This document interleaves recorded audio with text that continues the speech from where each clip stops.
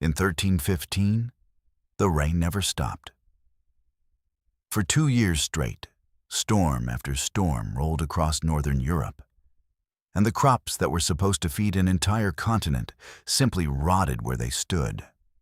Wheat drowned in the fields before it could even be harvested. Hay meant for livestock turned to mush, and when the animals started dying too. From disease spreading through waterlogged pastures, the food chain collapsed from both ends at once. What followed is now called the Great Famine of 1315 to 1317, and it remains one of the deadliest disasters in medieval European history, even though almost nobody outside of academic circles has ever heard of it. Chroniclers at the time wrote of parents unable to feed their children, of livestock slaughtered out of desperation rather than plan, of people reduced to eating bark, grass, and, according to some accounts, worse. In the hardest-hit regions of England, Flanders, and northern France, historians estimate that somewhere between 10 and 15% of the population died within just a few years, from starvation itself or from the diseases that swept through populations too weak to fight them off. And in the middle of all of that, one dish, plain almost to the point of being embarrassing, kept an enormous number of ordinary people alive. Not meat, not bread, which required grain nobody could spare. A thick gray-green paste made from boiled split peas, called Pease pottage, and in some households, it wasn't eaten occasionally. It was eaten constantly, sometimes for weeks at a time, because it was one of the only things left that could be made cheaply, stored safely, and stretched to feed everyone at the table. There's an old English rhyme about it that survived for centuries. Pease pottage hot, pease pottage cold, pease pottage in the pot, 9 days old. That's not poetic exaggeration. Some pots really were kept simmering for over a week at a time, refreshed daily rather than emptied and remade, because in a bad year, wasting a single pea wasn't something a family could afford to do.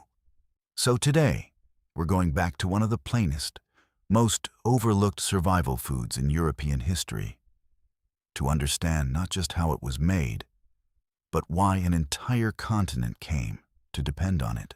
Welcome to Savoring History. Let's start with who actually ate this, because the answer says a lot about medieval society itself. Pease pottage sat near the very bottom of the medieval food hierarchy, and that was exactly the point. It required no hunting, no expensive imported spices, no grain that could just as easily be turned into bread or ale. Dried peas were cheap. They grew reliably even on poorer soil. And unlike fresh vegetables, they could be stored through an entire winter without spoiling. For a peasant household, a pot of pottage sitting over the hearth wasn't really a single recipe you cooked once. It was closer to an ongoing system, a form of food security built directly into the daily routine. You started the pot, ate from it, and topped it back up the next day with whatever else you had on hand. A few more peas, some barley, an onion if you'd managed to grow one, maybe a bone for flavor if you were fortunate enough to have meat scraps at all. But it would be a mistake to think of pease pottage as purely a poor person's food, full stop. Like almost every staple dish in medieval Europe, it existed on a spectrum. Wealthier households ate a version of the exact same base recipe, just dressed up with ingredients that signaled status. Saffron, imported at extraordinary expense from the Mediterranean, almond milk instead of water, sometimes an entire cut of meat simmered in rather than just a bit of stock. The peasant and the lord could, in theory, sit down to what was technically the same dish, and yet the ingredients told you immediately which household you were in. The recipe we're using today comes from a 15th century English manuscript called A Noble Boke off Cookry, a collection of recipes intended for a fairly well-off household, which makes it a useful middle ground source, not the poorest version of the dish, but far from the most extravagant either. In the original Middle English, the instructions read, Take Pessin and wash him clean, and cast him in a potty with fire water, and seth him till they break, and then draw him thorough a strain hour. Take oinons and mince him, and cast him in a potty with fat brothy, and seth it together, and serve it for thee. In modern English, wash your peas, boil them until they completely fall apart, strain them, then cook them together with minced onion and a good fatty stock, and serve. What's genuinely striking about this recipe, reading it now, is what's absent. There's no mention of exact quantities, no cooking times, no temperatures. Medieval recipes were often written for cooks who already knew the basics and just needed a reminder of the combination and order, not a full tutorial. It also assumes access to fat broth, fatty stock, which tells us this particular version, even though it's plain by aristocratic standards, still assumed the cook had meat stock on hand, something a truly poor household in a famine year might not have had at all. Even within a single recipe, the class assumptions are baked right in. Let's make it. You'll need 2 cups of dried split peas, 1 large onion, minced, 4 cups of meat stock. Ham or bacon stock will get you closest to something historically accurate. A teaspoon of salt. And if you want the richer version, a smoked ham hock or a bacon end to simmer alongside everything else. Start by rinsing the split peas thoroughly, picking out any small stones or debris. This mattered a great deal more in the medieval period than it does now, since dried peas back then wouldn't have come pre-cleaned and sorted the way bagged peas do today. A cook who skipped this step risked breaking a tooth on a stray pebble, which, according to some period complaints that survive in household accounts, apparently happened often enough to be worth writing down. Add the peas to a pot with enough water to cover them by about 2 inches. Bring it to a boil, then reduce it down to a gentle simmer. Let them cook for 45 minutes to a full hour, stirring occasionally until the peas completely break down into a thick, rough mash. This is precisely what the original recipe means by "sethe hem till they break." Boil them until they break. While that's happening, soften your minced onion in a little fat in a separate pan. Bacon fat, if you happen to have it, keeps things closest to period appropriate, since animal fat rather than plant oil would have been the default cooking fat in most of medieval Northern Europe. Once your peas have broken down, combine the softened onion with your stock and stir the entire mixture into the pea mash. Simmer everything together for another 15 to 20 minutes until it thickens into a proper spoon-coating porridge. Salt to taste, though it's worth remembering that in the period itself, salt was a genuine expense, not something added freely, so historically, a poorer household might have used far less than modern taste would prefer. If you're making the richer version, add your smoked ham hock right at the very beginning. Let it simmer alongside the peas for the entire cooking time, and shred the meat back into the pot once everything else is done. Serve it hot, and if there's any left over, remember the rhyme. You don't throw it out. You leave it in the pot, and tomorrow, you simply add more. Now, while that finishes simmering, let's talk about why a dish this plain ended up mattering so much to so many people for so long.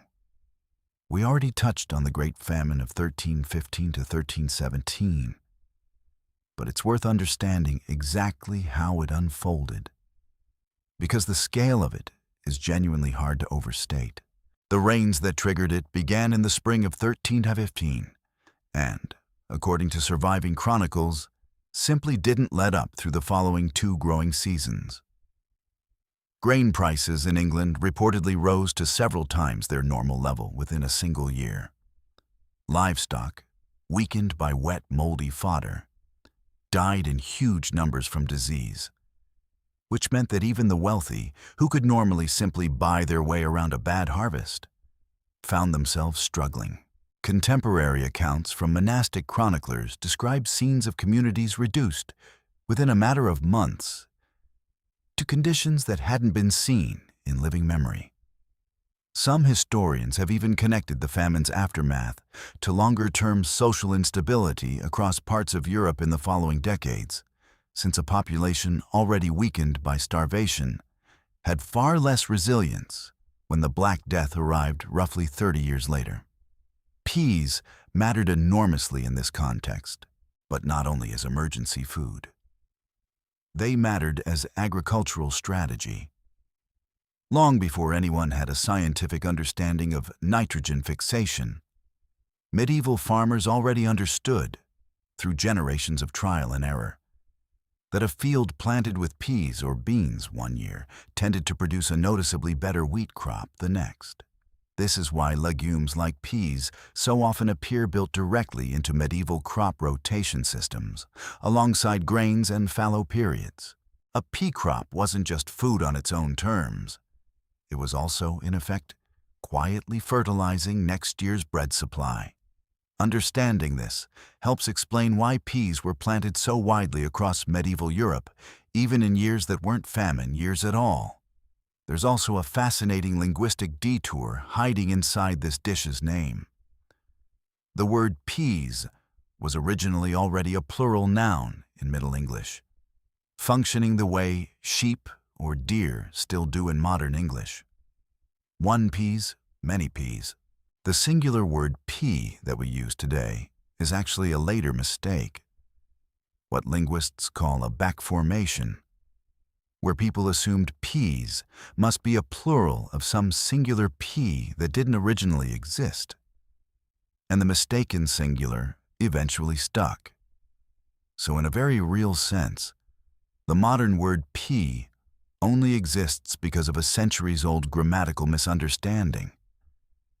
Then there's the question of religious practice, which shaped medieval diets far more than most people realize today. Because peas pottage contained no meat, it was a genuinely practical choice during Lent and the many other fasting days scattered throughout the medieval Christian calendar, when meat, and sometimes dairy and eggs as well, were forbidden. Some historians estimate that, depending on the specific region and century, fasting days could add up to roughly a third of the entire year.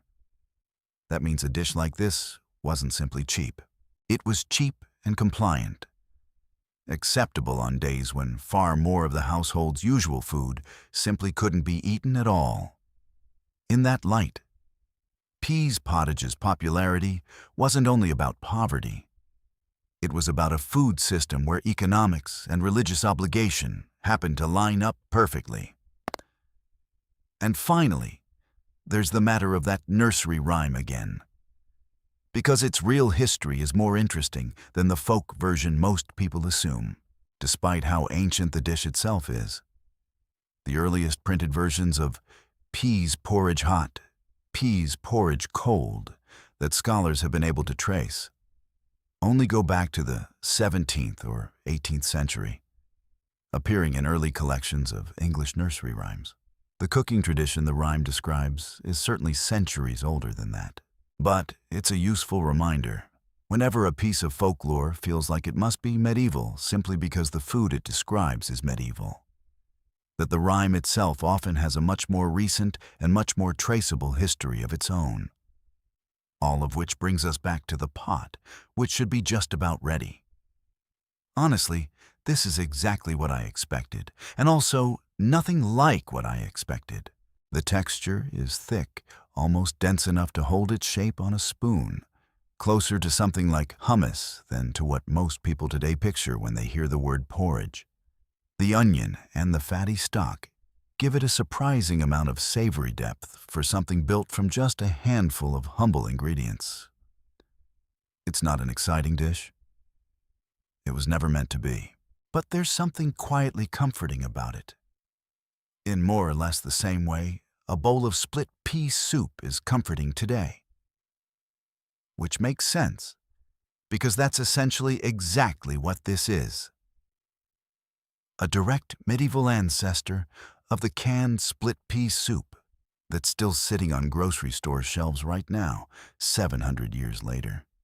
It's strange, in a way, to sit here eating something this plain and realize it's part of the reason so many people made it through winters that killed thousands of others. Sometimes survival doesn't taste like triumph. Sometimes it just tastes like more peas. Make some peas pottage.